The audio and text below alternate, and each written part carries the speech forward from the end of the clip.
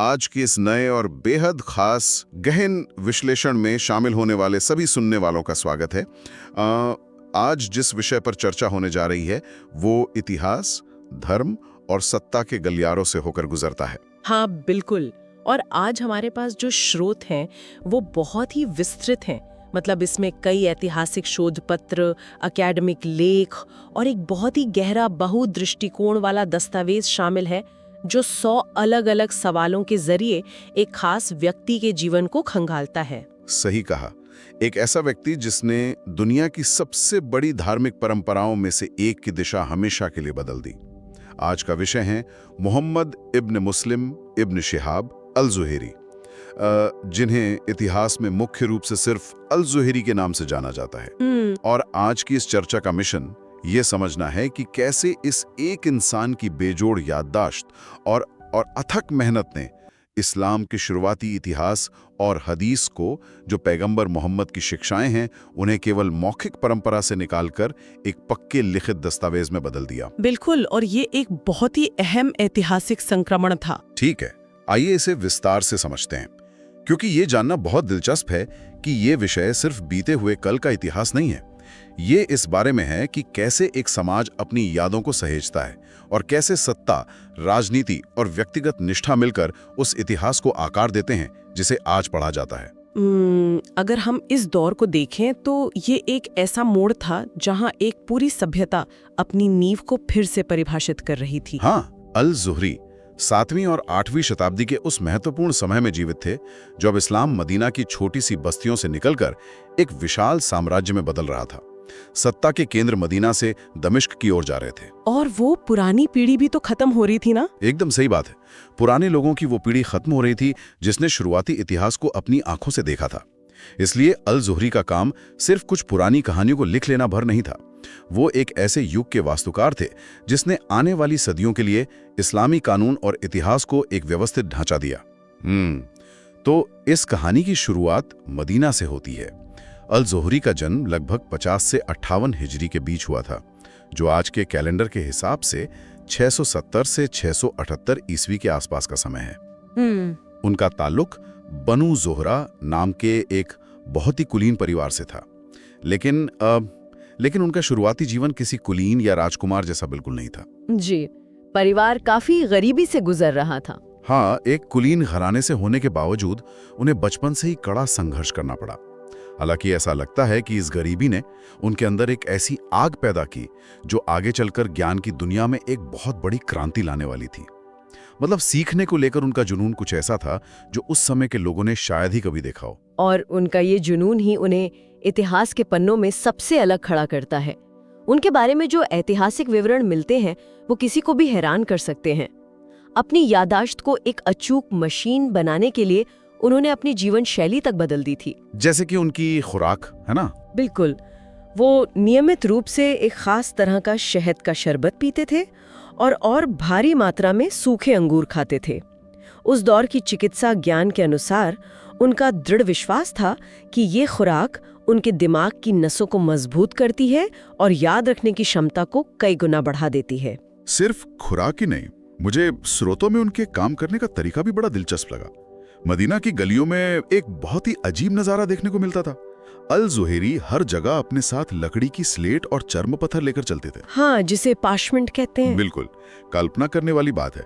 एक युवा लड़का जो बाजार में, महफिलों में या विद्वानों के बीच बैठा है और जो कुछ भी सुन रहा है उसे पागलों की तरह बस लिखता जा रहा है।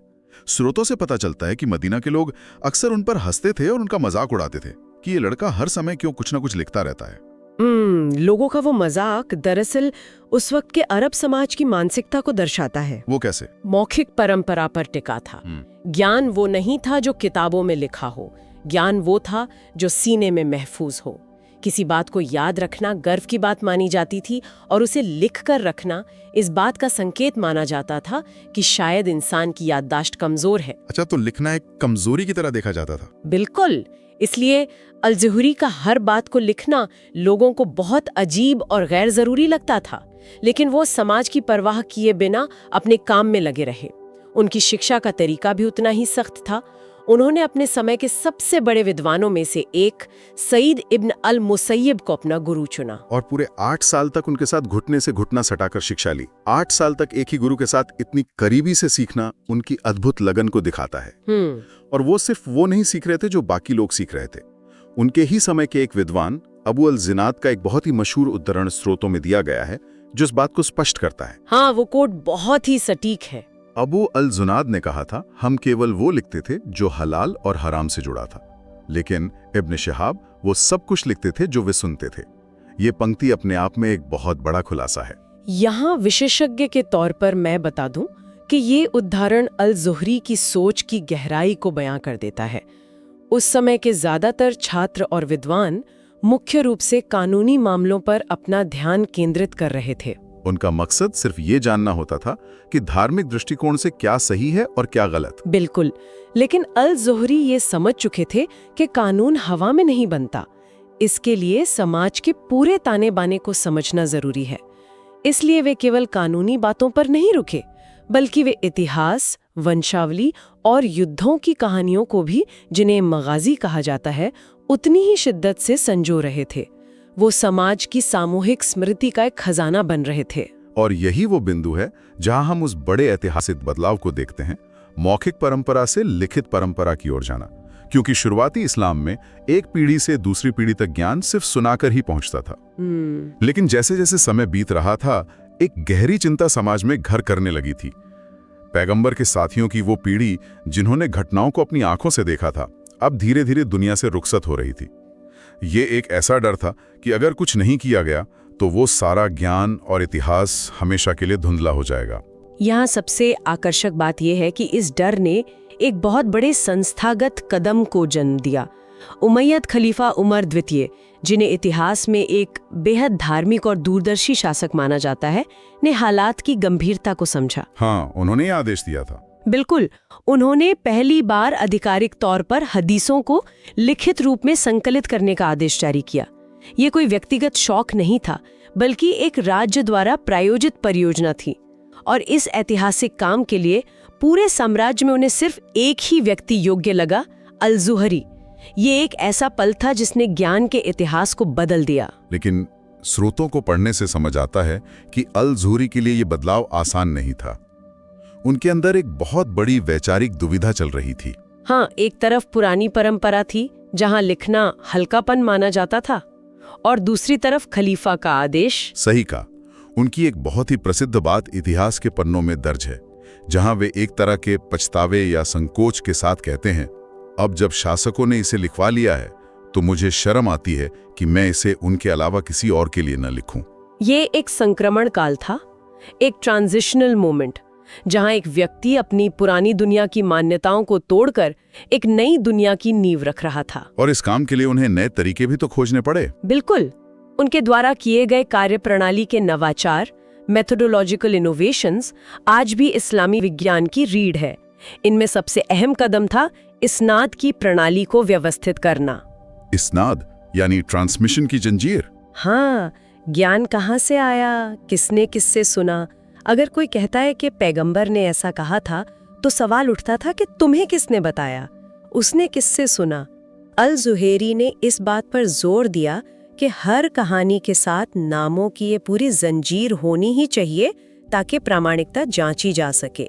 मतलब ये सिर्फ कागजी काम नहीं था। हाँ। इस जंजीर की सच्चाई परखने के लिए उन्होंने 45 वर्षों तक हिजाज और सीरिया के बीच यात्राएं की। 45 साल। सिर्फ ये पक्का करने के लिए कि जो बात सुनी गई है वो सच है या नहीं। ये उस दौर की क्रॉस वेरिफिकेशन प्रक्रिया थी। आज हम 1 सेकंड में जानकारी चेक कर लेते हैं, लेकिन उस दौर में इसका मतलब था हफ्तों की धूल भरी यात्राएं। यहाँ बात और भी दिलचस्प हो जाती है, क्योंकि जब भी कोई इतना बड़ा विद्वान सत्ता के करीब जाता है तो विवादों का जन्म होना तय है। अल ज़ुहरी ने शक्तिशाली उमैयद खलीफाओं जैसे अब्दुल मलिक और हिशाम के दरबार में काम किया। उन्होंने राजकुमारों को पढ़ाया और जज की भूमिका भी निभाई। हाँ, और इसी वजह से उनकी निष्पक्षता पर सवाल उठना स्वाभाविक था। बिल्कुल, एक ऐसा व्यक्ति जो धर्म का इतिहास तय कर रहा हो और शासकों के वेतन पर भी पल रहा हो। ये इतिहास का वो हिस्सा है जिसे स्रोतों में बहुत बारीकी से और बहुदृष्टिकोण से समझाया गया है।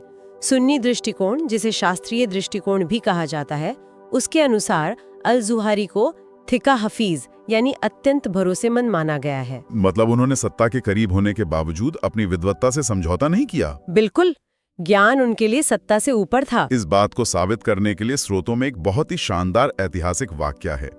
एक बार अल-ज़ुहारी उमैयद दरबार में थे।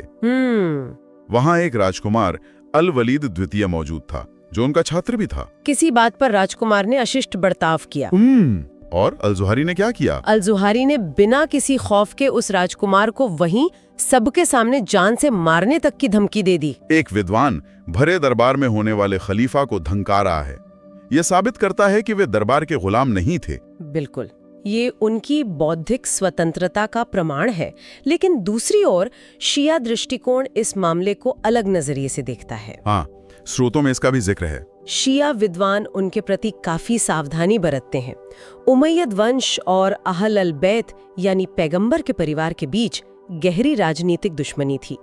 चूंकि अल-ज़ुहरी उमैयद दरबार से जुड़े थे, इसलिए कुछ शिया विद्वान मानते हैं कि उनका काम सत्ता से प्रभावित हो सकता है। हालांकि ये भी ध्यान देने वाली बात है कि कई लोग उनके गैर राजनीतिक कामों को स्वीकार भी करते हैं। सही कहा। और फिर आता है पश्चिमी अकादमिक दृष्टिकोण। इग्नास गोल्जीहर और जोसेफ शाख्त जैसे शुरुआती पश्चिमी विद्वानों का नजरिया बहुत ही संशयवादी था। हाँ, उनका मानना था कि अल-ज़ुहरी ने राजनीतिक दबाव में हदीसें घड़ी, जैसे वो यरूशलेम की तीर्थयात्रा वाली हदीस। बिल्कुल, ये दावा किया गया कि जब मक्का विद्रोहियों के कब्जे में था तो खलीफा के एजेंडे को बढ़ावा देने के लिए अल-ज़ुहरी ने यरूशलेम की अहमियत बताने वाली हदीस गढ़ी। ये तो बहुत गंभीर आरोप था। हाँ, लेकिन आधुनिक शोध ने इस कहानी को पलट दिया है। हेराल्ड मुट्स्की जैसे आधुनिक विद्वानों ने इस्नाद सहमतन विश्लेषण के जरिए, जो कि एक तरह की ऐतिहासिक जासूसी है, ये साबित किया कि अल-ज़ुहरी का काम काफी हद तक प्रामाणिक था। मतलब राजनीति से प्रेरित होकर फैब्रिकेशन का दावा बहुत बढ़ा चढ़ाकर किया गया था। बिल्कुल। अगर हम इसे व्यापक संदर्भ में देखें तो शासक का संरक्षण उस दौर में विद्वानों के लिए एक जटिल स्थिति थी।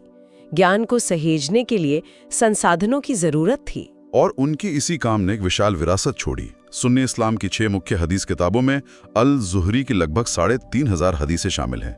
इमाम मालिक की किताब मुअत्ता का 21% हिस्सा अल-ज़ुहरी से आता है।